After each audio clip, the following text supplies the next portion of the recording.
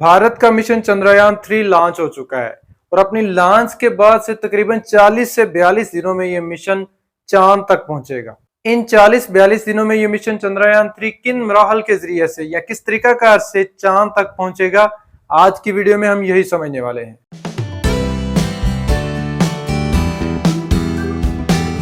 70 की दहाई में अमेरिका के अपोलो मिशन जो चांद तक इंसानों को लेके गए थे, वो सिर्फ 3 से 4 दिनों में जमीन से लॉन्च होने के बाद चांद तक पहुंच जाया करते थे, जबकि चंद्रयान 3 को चांद तक पहुंचने में 40 दिन लग जाएंगे। इसकी वजह यह है कि इस मिशन को लॉन्च करने वाला जो रॉकेट है, लॉन्च व्हीकल मार्क 3, वो अपोलो मिशन में इस्तेमाल होने वाले रॉकेट सैटर्न वी के मुकाबले में इंतहाई कम ताकतवर है। इसलिए ये rocket launch vehicle mark 3 Chandrayaan को डायरेक्ट जमीन की ग्रेविटी से निकालकर चांद तक पहुंचाने के काबिल नहीं। लेकिन ये रॉकेट लॉन्च व्हीकल मार्क 3 इतना भी कम ताकतवर नहीं। ये चंद्रयान 3 को जमीन की सतह से उठाकर तकरीबन 180 किलोमीटर जमीन से ऊपर एक मदार तक पहुंचा देगा और इस 180 किलोमीटर पर चंद्रयान 3 का जो इंटीग्रेटेड मॉड्यूल है, वो लॉन्च व्हीकल मार्क 3 की थर्ड स्टेज से अलहदा हो जाएगा। और इस अलहदा होने के वक्त भी इस चंद्रयान 3 को इतनी स्पीड मिल चुकी होगी कि चंद्रयान 3 स्पीड की वजह से रॉकेट से अलहदा होने के बावजूद भी जमीन से दूर जाता जाएगा और इस हालत में ये जमीन से 36,500 किलोमीटर का फासला हासिल कर लेगा।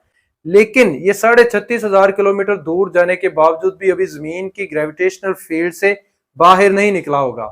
इस वजह से जमीन इसको दोबारा अपनी तरफ वापस खींच लेगी और इस तरह ये चंद्रयान 3 जमीन के इर्द गिर्द एक एलिप्टिकल ऑर्बिट में, एक बेजवी शक्ल के ऑर्बिट में जमीन के इर्द गिर्द घूमने लगेगा। इस ऑर्बिट का जमीन से कम फासला, जिसको पेरिजी भी कहते हैं, वो तकरीबन 170-80 किलोमीटर होगा और इस ऑर्बिट का जमीन से ज्यादा फासला, जिसको एपोजी भी कहते हैं, वो तकरीबन 36,500 किलोमीटर होगा। इस तरह जमीन के इर्द गिर्द घूमते हुए चंद्रयान 3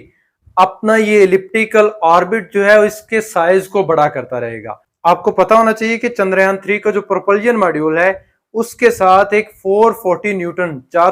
न्यूटन का रॉकेट इंजन मौजूद है। तो जब इस तरह जमीन के गिर्द ऑर्बिट करते हुए ये चंद्रयान 3 जो है वो जमीन से कम फासला यानी पेरिजी पर पहुंचेगा, तो ये इंजन एक दफा बर्न होगा, ऑन होगा, स्टार्ट होगा। इंजन के इस तरह इस पॉइंट पर बर्न करने से, पेरिजी पर बर्न करने से चंद्रयान 3 की स्पीड में इजाफा हो जाएगा और स्पीड में इजाफा के नतीजे में इसका जो जमीन के इर्द गिर्द ये एलिप्टिकल ऑर्बिट है, उसका रेडियस बढ़ता जाएगा। उसकी मैक्सिमम डिस्टेंस, जिसको एपोजी का है, वो 36,500 से बढ़ता जाएगा। इस तरह टोटल 5 दफा ये चंद्रयान 3 जो है वो जमीन के इर्द गिर्द ऑर्बिट करेगा एलिप्टिकल पाथ में और हर एक चक्कर के बाद ये अपना मैक्सिमम डिस्टेंस जो है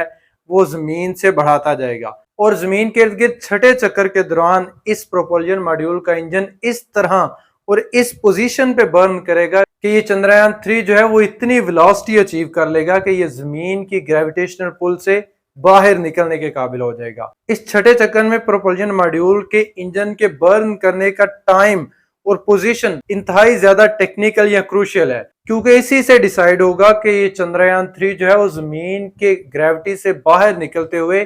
किस डायरेक्शन में जाएगा। तो इस तरह चंद्रयान 3 के प्रोपल्जन मॉड्यूल के इंजन को बर्न करके इस चंद्रयान 3 को चांद की डायरेक्शन में जमीन की ग्रेविटी से बाहर निकाल दिया जाएगा। तो इस तरह ये चंद्रयान 3 जो है वो जमीन को छोड़कर चांद की तरफ अपने सफर का आगाज कर देगा और तकरीबन 5 अगस्त तक ये चांद के करीब पहुंच जाएगा।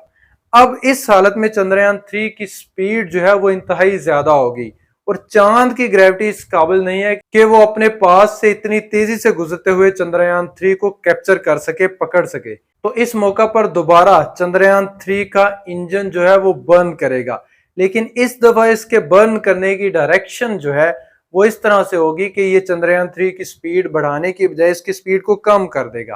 ताकि चांद की ग्रेविटी जो जमीन के मुकाबले में तकरीबन 6 गुना कम है, वो इस चंद्रयान 3 को कैप्चर कर सके। इस तरह चांद की तरफ से कैप्चर करने के बाद चंद्रयान 3 जो है वो एक एलिप्टिकल पाथ में, एक एलिप्टिकल ऑर्बिट में चांद के इर्द गिर्द ऑर्बिट करने लगेगा। अब दोबारा से इस प्रोपल्जन मॉड्यूल का जो लिक्विड इंजन है वो बार बार मल्टीपल स्टेप्स में बर्न करेगा, थ्रस्ट प्रोड्यूस करेगा और इस थ्रस्ट की डायरेक्शन जो है वो जमीन के इर्द गिर्द जो ऑर्बिट्स थे उनके मुकाबले में उल्टी होगी। इस वक्त चंद्रयान 3 की डायरेक्शन जो है वो चांद के इर्द गिर्द ऐसी होगी कि जब इंजन बर्न करेगा तो स्पीड बढ़ने की बजाय स्पीड कम हो जाएगी और इस तरह स्पीड कम होने के नतीजे में चंद्रयान 3 का जो ऑर्बिट है चांद के इर्द गिर्द, वो भी आहिस्ता आहिस्ता कम होता जाएगा और अल्टीमेटली ये चंद्रयान 3 जो है वो चांद के गिर्द 100 किलोमीटर रेडियस का सर्कुलर ऑर्बिट अचीव कर लेगा। इस तरह चांद के इर्द गिर्द 100 किलोमीटर के सर्कुलर ऑर्बिट में रिवॉल्व करते हुए 23 या 24 अगस्त के दिन चंद्रयान 3 का जो मॉड्यूल है, लैंडर मॉड्यूल,